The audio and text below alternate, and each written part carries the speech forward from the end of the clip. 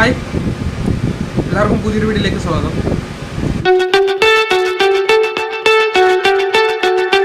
എൻ്റെ വീഡിയോ ജസ്, അതായത് ഇത് കുറച്ച് പേര് ചോദിച്ചിട്ടുള്ള ക്വസ്റ്റ്യൻസിലുള്ള ആൻസറായിട്ടാണ് ഇന്ന് വന്നിട്ടുള്ളത്. അതായത് വിസിറ്റിംഗ് വിസയിൽ വന്നിട്ട് നമുക്ക് റഷ്യയിൽ ജോബ് കണ്ടെത്തി അവിടെ ജോലി ചെയ്യാൻ പറ്റുമോ എന്നുള്ളതാണ്. അപ്പോൾ ഞാൻ തന്നെ അങ്ങനെയുള്ള ആളുകൾക്ക് ഞാൻ വാട്സപ്പിൽ മെസ്സേജ് അയച്ചാലോ ഇൻസ്റ്റാഗ്രാമിലോ ഫേസ്ബുക്കിലോ മെസ്സേജ് അയച്ചാൽ ഞാൻ ഓൺ ദ സ്പോട്ടിൽ പറയാറുണ്ട്, ജോലി കണ്ടെത്താൻ പറ്റില്ല എന്ന് പറയാറുണ്ട്. അതുപോലെ തന്നെ രണ്ടാമത്തെ ക്വസ്റ്റ്യൻ എന്ന് പറഞ്ഞു കഴിഞ്ഞാൽ റഷ്യയിൽ വന്നു കഴിഞ്ഞാൽ എക്സ്പെൻസ് എങ്ങനെ മെയിൻറ്റെയിൻ ചെയ്ത് കൊണ്ടുപോകാം എന്നുള്ളതിനെ കുറിച്ചിട്ടാണ് രണ്ടാമത്തെ ഒരു ക്വസ്റ്റ്യൻ. അങ്ങനെയുള്ള ഒരുപാട് തരത്തിലുള്ള ക്വസ്റ്റ്യൻസും കാര്യങ്ങളൊക്കെ വരുന്നുണ്ട്. അപ്പം ഈ രണ്ട് ക്വസ്റ്റ്യനുള്ള ഒരു ആൻസർ ആയിട്ടാണ് ഇന്ന് വന്നിട്ടുള്ളത്. അതായത് ഇന്ന് സംഭവിച്ചാൽ ഇന്ന് നമുക്കറിയാം റഷ്യയിൽ ഇപ്പം എന്താണ് നടന്നുകൊണ്ടിരിക്കുന്നത് എന്നുള്ളത്. അപ്പം വിസ റിജക്ഷനൊക്കെ നല്ല രീതിയിൽ തന്നെ നടക്കുന്നുണ്ട്. ഒരുപാട് പേര് ഇപ്പം നാട്ടിലേക്ക് ഡീപ്പോർട്ട് ചെയ്തുകൊണ്ട് ഇരിക്കുകയാണ്, ഡീപ്പോർട്ടേഷൻ അടിച്ചുകൊണ്ടിരിക്കുകയാണ്. കാരണം എന്ന് വെച്ചാൽ റീസണോ കാര്യങ്ങളൊന്നും അവർക്ക് മനസ്സിലാവുന്നില്ല. എന്തിനാണ് എന്നെ നാട്ടിലേക്ക് തിരിച്ചയക്കുന്നത് എന്നുള്ളതിൻ്റെ യാതൊരു റീസണും മനസ്സിലാവാതെ ചില ആളുകൾ നാട്ടിലേക്ക് തിരിച്ചു വരുന്നുണ്ട്. അപ്പോൾ എന്നെ വിളിക്കാറുണ്ട്, ബ്രോ എന്നെ ഇങ്ങനെ നാട്ടിലേക്ക് തിരിച്ചയച്ചിട്ടുണ്ട്, അപ്പോൾ എന്താണ് റീസൺ പോലും എനിക്കറിയില്ല എന്നൊക്കെ പറഞ്ഞുകൊണ്ട് വിളിക്കാറുണ്ട്.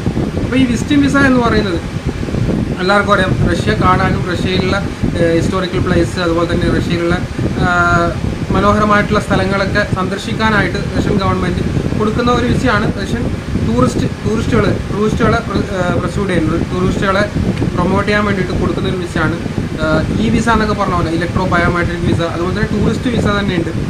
അപ്പോൾ അങ്ങനെയുള്ള വിസകൾ, ഈ വിസകളിലൊക്കെ വന്നിട്ട് എങ്ങനെയാണ് നിങ്ങൾക്ക് ജോബ് കിട്ടുന്നത് എന്നുള്ളതിനെ കുറിച്ചാണ് ഞാൻ പറയുന്നത്.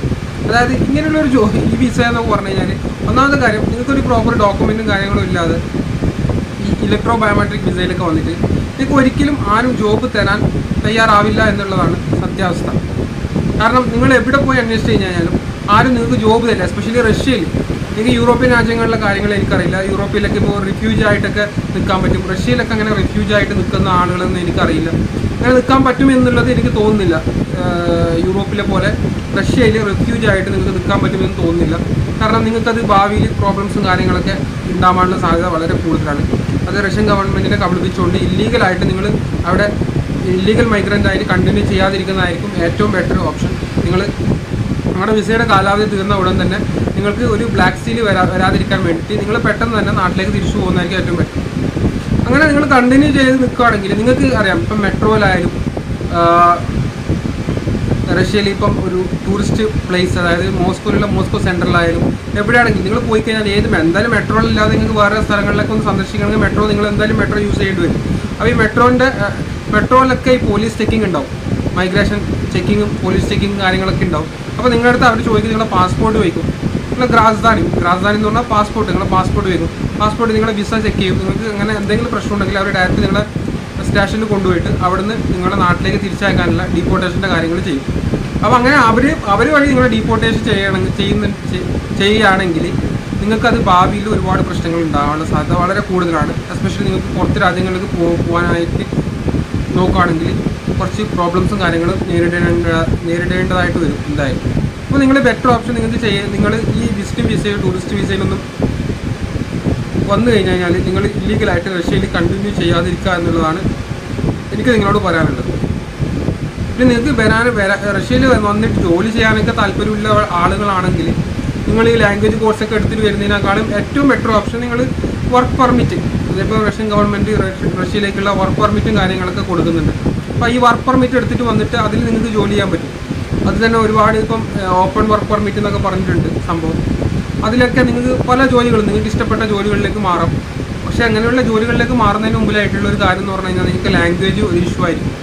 ലാംഗ്വേജ് നിങ്ങൾ പഠിച്ച് ബേസിക്കായിട്ടെങ്കിലും കുറച്ചെങ്കിലും നിങ്ങൾക്ക് അറിഞ്ഞിരിക്കണം. എന്നാൽ മാത്രമേ മറ്റു കമ്പനികൾ നിങ്ങളെ ജോലിയിലേക്ക് ഹയർ ചെയ്യാൻ വേണ്ടിയിട്ട് റെഡി ആകത്തുള്ളൂ. അങ്ങനെ അപ്പോൾ രണ്ടാമത്തെ കാര്യം എന്ന് പറഞ്ഞു കഴിഞ്ഞാൽ റഷ്യയിൽ നമ്മൾ എക്സ്പെൻസ് എങ്ങനെ മെയിൻറ്റെയിൻ ചെയ്യുക എന്നുള്ളതാണ്. റഷ്യയിലെ എക്സ്പെൻസ് എന്ന് പറഞ്ഞാൽ ഏറ്റവും കൂടുതൽ ആളുകൾ ചോദിക്കുന്ന ഒരു ക്വസ്റ്റ്യൻ ആണ് റഷ്യയിലെ എക്സ്പെൻസ് എന്ന് പറഞ്ഞത്. എക്സ്പെൻസ് എന്ന് പറഞ്ഞു കഴിഞ്ഞാൽ റഷ്യയിൽ നല്ലൊരു എക്സ്പെൻസ് ആണ്. റഷ്യയിൽ എന്ന് പറഞ്ഞു കഴിഞ്ഞാൽ നമ്മൾ നോർമൽ എക്സ്പെൻസ് പോലെയല്ല. ഇപ്പോൾ നമുക്ക് ഒരു സാധാരണ ഒരു കോമൺ ആയിട്ടുള്ള ഒരാൾ റഷ്യയിൽ വരികയാണെങ്കിൽ അവിടുത്തെ എക്സ്പെൻസ് കണ്ടി ചിലപ്പോൾ നെട്ടിപ്പോകാനുള്ള സാധ്യത വളരെ കൂടുതലാണ്. ഓരോ സാധനത്തിൻ്റെ വിലയും അപ്പം നമ്മുടെ നാട് വെച്ച് കമ്പയർ ചെയ്യുകയാണെങ്കിൽ നല്ലൊരു എക്സ്പെൻസ് വളരെ വളരെ കൂടുതലാണ്. റഷ്യയിൽ എക്സ്പെൻസ് വളരെ കൂടുതലാണ്. അപ്പോൾ നിങ്ങൾക്ക് ഈ എക്സ്പെൻസ് മെയിൻറ്റെയിൻ ചെയ്യാൻ വേണ്ടിയിട്ടാണെങ്കിൽ നിങ്ങൾ നാട്ടിൽ നിന്ന് വരുന്ന ആളുകളെ വെച്ച് നോക്കുകയാണെങ്കിൽ നിങ്ങൾ നാട്ടിൽ നിന്ന് തന്നെ ഏകദേശം സാധനങ്ങളൊക്കെ കൊണ്ടുവരിക എന്നുള്ളതാണ് ഏറ്റവും ബെറ്റർ ഓപ്ഷൻ.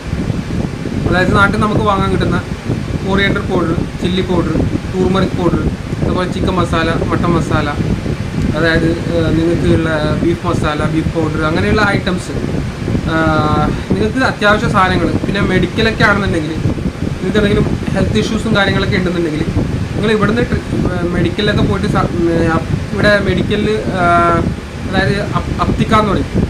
അതായത് നിങ്ങൾക്ക് അങ്ങനെ എന്തെങ്കിലും സാധനങ്ങളൊക്കെ വാങ്ങണമെന്നുണ്ടെങ്കിൽ നാട്ടിൽ നിന്ന് തന്നെ മെഡിക്കൽ ഇങ്ങനെ ഹെൽത്ത് പ്രോബ്ലംസ് ഉണ്ടെങ്കിൽ മെഡിക്കലിൽ നിന്ന് ആ സാധനങ്ങളൊക്കെ നാട്ടിൽ നിന്ന് തന്നെ കൊണ്ടുവരുന്നതായിരിക്കും ഏറ്റവും ബെറ്റർ. ഇവിടുന്ന് വാങ്ങുകയാണെങ്കിൽ നിങ്ങളുടെ കയ്യിൽ നിങ്ങളുടെ പോക്കറ്റ് കാലിയാവുന്നുള്ളതിൽ യാതൊരു സംശയമില്ല.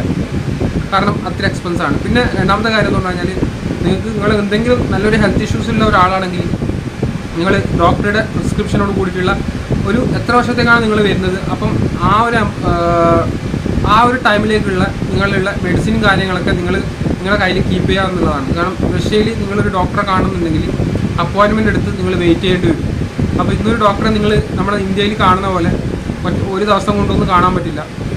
അവരെ ടൈമാണ്, ടൈം അനുസരിച്ച് അവരൊരു ടൈം വരും. ഇപ്പം ഒരു ജനുവരി 21-ാം തീയതിയൊക്കെ ആണെന്നുണ്ടെങ്കിൽ പിന്നെ ഫെബ്രുവരി 15-16 ആയിരിക്കും നിങ്ങൾക്ക് അപ്പോയിൻമെൻറ്റ് കിട്ടുക. അത്രയും ടൈം നമുക്ക് ചില സമയത്ത് നിങ്ങൾക്ക് വരാൻ സാധ്യത കൂടുതലാണ്. എന്തെങ്കിലും നല്ലൊരു ഹെൽത്ത് ഇഷ്യൂസൊക്കെ വരാണെന്നുണ്ടെങ്കിൽ നിങ്ങൾക്ക് ഡോക്ടറെ ഒന്നും അങ്ങനെ പെട്ടെന്നൊന്നും കാണാൻ പറ്റില്ല. അതിൻ്റെ ഒരുപാട് പ്രൊസീജിയേഴ്സ് ഉണ്ട്. പിന്നെ ഫോറിനറിനെ സംബന്ധിച്ച് നോക്കുകയാണെന്നുണ്ടെങ്കിൽ ഡോക്ടറെ കാണുന്നുണ്ടെങ്കിൽ നിങ്ങൾക്ക് വെറുതെ ഒന്നും കാണാൻ പറ്റില്ല. നിങ്ങളുടെ കയ്യിലുള്ള ഡോക്യുമെൻറ്റും കാര്യങ്ങളൊക്കെ അവർ ചെക്ക് ചെയ്യും. അപ്പോൾ ചെക്ക് ചെയ്തിട്ട് ആ ഡോക്യുമെൻറ്റ് ഓക്കെ ആണെങ്കിൽ മാത്രമേ നിങ്ങൾക്ക് ഡോക്ടറിൻ്റെ അപ്പോയിൻമെൻറ്റ് പോലും കിട്ടത്തുള്ളൂ. അപ്പോൾ അതൊക്കെ നിങ്ങൾ ശ്രദ്ധിക്കുക. റഷ്യയിൽ നമ്മുടെ നാട്ടിലെ പോലെയുള്ള ഒരു സാഹചര്യമല്ല. ഞാൻ പറഞ്ഞത് ഗവൺമെൻറ് ഡോക്ടറെ കാര്യമാണ്. പിന്നെ പ്രൈവറ്റ് ഡോക്ടറൊക്കെ കാണണമെന്ന് വെച്ചാൽ നിങ്ങൾക്ക് നല്ല ഹെൽത്ത് കണ്ടീഷൻ വളരെ മോശമാണെന്നുണ്ടെങ്കിൽ നിങ്ങൾക്ക് ആംബുലൻസ് നിങ്ങളെ റൂമിലേക്ക് വരും. പിന്നെ അവർ നിങ്ങളെ ഒരു നമ്പറുണ്ട്, ആ നമ്പറിൽ വിളിച്ച് കഴിഞ്ഞാൽ ആംബുലൻസ് റൂമിൽ വന്നിട്ട് അവിടുന്ന് ചെക്കപ്പ് ചെയ്ത് പോകും. ഒരു ഡോക്ടറെ നിങ്ങൾ കാണുന്നുണ്ടെങ്കിൽ ഇത്രയും സമയം നിങ്ങൾ വെയിറ്റ് ചെയ്യേണ്ടതായിട്ട് വരും. അപ്പോൾ അങ്ങനെയുള്ള ഒരുപാട് കാര്യങ്ങളുണ്ട് നിങ്ങൾ അറിയേണ്ടതായിട്ട്.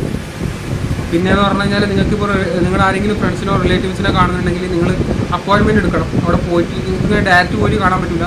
അപ്പോയിൻമെൻറ്റ് എടുത്തിട്ട് പോയിട്ട് മാത്രമേ നിങ്ങൾക്ക് അവരെ കാണാൻ പറ്റത്തുള്ളൂ.